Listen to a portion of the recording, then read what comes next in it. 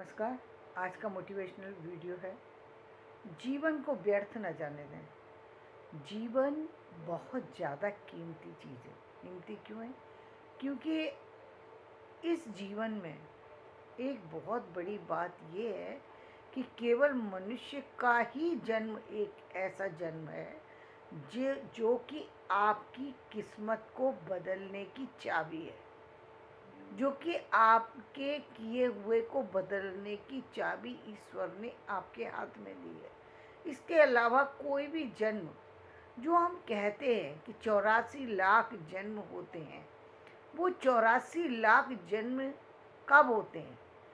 जब व्यक्ति के पाप अतिशय हो जाएं। और पाप भी कब? 7 जन्म भोगने के बाद। 7 जन्म तक आपको मौका मिलेगा मनुष्य योनि का। मनुष्य योनि एक बार आने के बाद 7 बार आपको मनुष्य बनने का मौका मिलेगा। और उन 7 में भी आप यदि कर्म खराब ही करते चले जाते, अपने जीवन को नहीं बदलते, अपनी परिस्थितियों को नहीं बदलते, अपने दुखों को बदलने की कोशिश में नहीं लगते, जो कष्ट आपको मिला है, जिस भी तरीके का जीवन आपको मिला है, मनुष्य के रूप में मिला है, ये बड़ी बात है। ये आपके कर्मों का फल है कि आप अपाहिज हैं। आपके कर्मों का फल है कि आप स्वस्थ हैं। आपके कर्मों का फल है कि आप राजा के घर में पैदा हुए। आपका कर्मों का फल है कि आप भिखारी के घर में पैदा हुए। आपका कर्मों का फल है कि आप बुद्धिमान हैं। आपके कर्मों का फल है कि आप बिल्कुल जो है, आपके पास बुद्धि ना के बराबर है। लेकिन जब बच्चे की बुद्धि ना के बराबर हो, तो फिर कर्तव्य किसका बन जाता है? माता पिता का कर्तव्य है कि वो बच्चे को भाग्य को बदलने में सहायक बने। क्योंकि मनुष्य का जन्म दे करके भगवान ने उसको एक बार और मौका दिया है कि वो अपने जीवन को सुधार सके। जब मौका तो अब उसको बाद में ही मिलेगा, यानी परिस्थितियां तो बदल जाएंगी, जीवन से इस जीवन से जा सकता है, सब कुछ हो सकता है। तो कहते हैं ना, एक युग बीतने के बाद। क्योंकि 84, यदि वो किसी कारणवश 84 लाख योनि में चला गया, यानी पाप इतने ज़्यादा बढ़ गए कि अब उसके पास कोई ऑप्शन ही नहीं बचा ईश्वर के सामने कि अब उसको वो इंसान के रूप में जन्म दे सके। अतिशय अतिशय सीमा होती है, एक सीमा की व्यक्ति थोड़ी गलती करे फिर तो उसको माफ़ किया, लेकिन सीमा इतनी ज़्यादा बढ़ गई कि कोई ऑप्शन बचा ही नहीं। अब कैसे बचाएं? जो व्यक्ति हर तरीके से दुष्ट है, हर तरीके से, कोई ऐसी चीज़ ही नहीं है उसके अंदर जिससे हम उसे मनुष्य कह सकें, तो ईश्वर उसे कैसे मनुष्य कह सकते हैं? कैसे उसको दोबारा जन्म दे करके संसार को कष्ट में डाल सकते हैं? नहीं डाल सकते। तो भगवान भी मजबूर हो जाते हैं ऐसे व्यक्ति को दंड देने के लिए। कि बेशक माता पिता अपने पुत्र और पुत्री से प्यार करते हैं, जब अतिशय हो जाती है तो वो पुत्र और पुत्री को त्याग भी देते हैं, छोड़ देते हैं, अकेले रहने लगते हैं। परिस्थितियाँ बहुत विपरीत चली जाती हैं। क्या करें? कोई ऑप्शन नहीं बचता। यदि दुष्टता की सीमाएं सारी निकल गई, मतलब कोई सीमा ही नहीं है जहाँ पर कोई आप किसी को मौका दे सकते हैं, लेकिन मौके की भी एक सीमा ही होती है ना, उसके बाद नहीं। तो आप अपने जीवन को सुधार सकते हैं। सिर्फ एक मनुष्य का ही जन्म ऐसा है जिसमें जो आपको 7 जन्म तक मौका देगा आपको बदलने का। लेकिन यदि आप इसमें भी नहीं सुधरे, और जैसा कि मैंने कहा कि यदि स्थिति ऐसी है कि कोई बच्चा आपके घर में पैदा हुआ, वो विकलांग है, या फिर वो बुद्धि नहीं है उसकी, तो माता पिता का कर्तव्य है कि किसी तरीके से उसके द्वारा कुछ ना कुछ अच्छा करा करके उसके जीवन को बदला जाए, ताकि अगले जन्म में उसके जीवन में बदलाव हो सके। ये माता पिता का कर्तव्य बनता है। और माता पिता के पास भी वो बच्चा इसीलिए आया है क्योंकि उन्होंने भी कोई ना कोई तो किसी न किसी को कष्ट दिया है, तो उनको ये मौका मिला है कि अब तुम्हारे पास मैंने ये दिया है, तुम इसको संभालो। यदि तुमने इसको संभाल लिया तो तुम्हारा भी जन्म बदलेगा और इस बच्चे का भी जन्म बदल जाएगा, परिस्थितियाँ बदल जाएंगी, जीवन संभल जाएगा। लेकिन यदि आपने नहीं किया तो जीवन बिगड़ जाएगा। तो सबसे बड़ी बात तो ये कि आपको जीवन को सुधारने की आवश्यकता है। यदि आप स्वस्थ हैं, यदि आप संपन्न हैं, यदि आप समृद्ध हैं, यदि आप सब कुछ कर सकते हैं, तो फिर आप क्या कर रहे हैं? इस मूर्खता में पढ़ करके कि केवल बुराइयों को देखे चले जा रहे हैं दूसरों की, और आज इस जन्म में भी सिर्फ वही कर रहे हैं जो जो जिसको करके व्यक्ति को नुकसान ही नुकसान होगा। तो फायदा क्या हुआ इस मनुष्य जन्म का? फिर तो बेकार था। अरे कोई भी, बहुत सारे संसार में ऐसे लोग हैं जिनके पास 1 रुपया भी नहीं है, लेकिन वो सबसे अमीर हैं। सबसे अमीर क्यों भाई? 1 रुपया भी नहीं है, फिर अमीर कैसे? अमीर इसलिए हैं क्योंकि दिल के बहुत अच्छे हैं, किसी से चोरी नहीं की, किसी से कपट नहीं किया, किसी का छीना नहीं, किसी से को परेशान नहीं किया।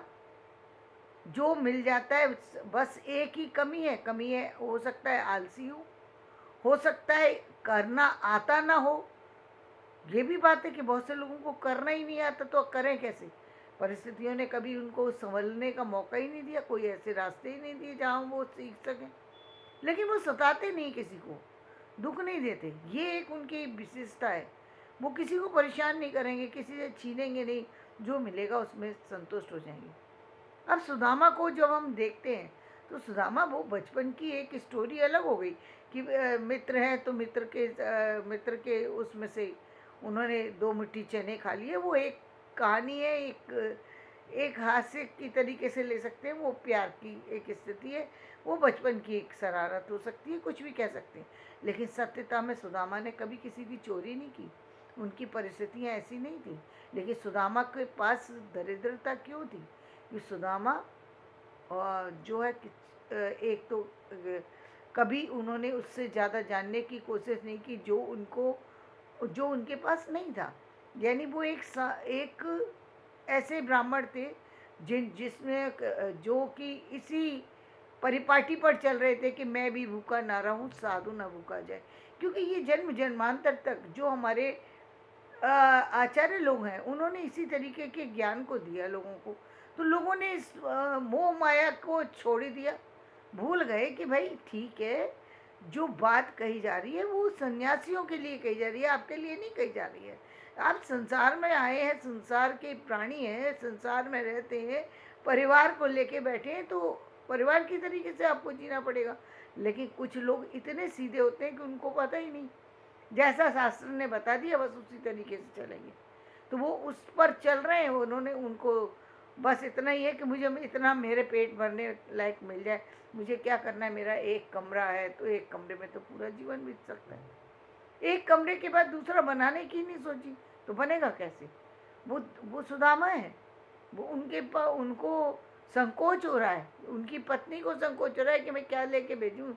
ये अपने मित्र के पास जा रहे हैं, लेकिन मेरे पास तो कुछ है ही नहीं देने के लिए भी। कुछ उस समय तो एक समय ऐसा था, और आज भी है। उस समय की बात क्या करें, आज भी परिवार के अंदर ज़्यादातर महिलाएं तो काम करती नहीं, जो करती हैं वो भी ना के बराबर ही है काम। तो उस स्थिति में सिर्फ पति के ऊपर ही जो महिलाएं वो किसी तरीके से डिपेंडेंट होती है। और सुदामा जैसे पति जो कि दूसरों से मांग करके ही सिर्फ अपना जीवन यापन कर रहे हो, तो पत्नी क्या करे? तो कहते कि वो चावल लेकर के जा रहे हैं, लेकिन डरते हुए जा रहे हैं कि मित्र मुझे अंदर आने देगा या नहीं आने देगा। क्या मित्र मैं मित्र के पास मिलने तो जा रहा हूँ, लेकिन मेरा मित्र मिलेगा भी मुझसे? क्या ऐसी संभावना? डरे हुए हैं। ये वो स्थिति है जब व्यक्ति किसी से स्नेह तो कर रहा है लेकिन डरा हुआ है, अंदर ही अंदर उसे डर है। क्योंकि समाज की में कमज़ोर व्यक्ति को कोई गले नहीं लगाता, वो तो भगवान है। इसलिए उन्होंने उनको सुदामा को दौड़ करके गले लगाया, रोने लगे। क्योंकि वो सच्चा जब स्नेह होता है तो वहाँ चीज़ें समाप्त हो जाती हैं। वहाँ कौन गरीब और कौन अमीर बात ही ख़त्म हो जाती है। वहाँ गरीब अमीर फकीरी का फ़र्क नज़र नहीं आता। वहाँ वहाँ ये चीज़ें जब रिश्तों के अंदर भी, चीज़ों के अंदर भी जब गरीबी और अमीरी आ जाए, तो समझ लीजिए कि वो रिश्ता ज़्यादा टिकने वाला नहीं है। जहाँ रिश्तों में गरीबी अमीरी के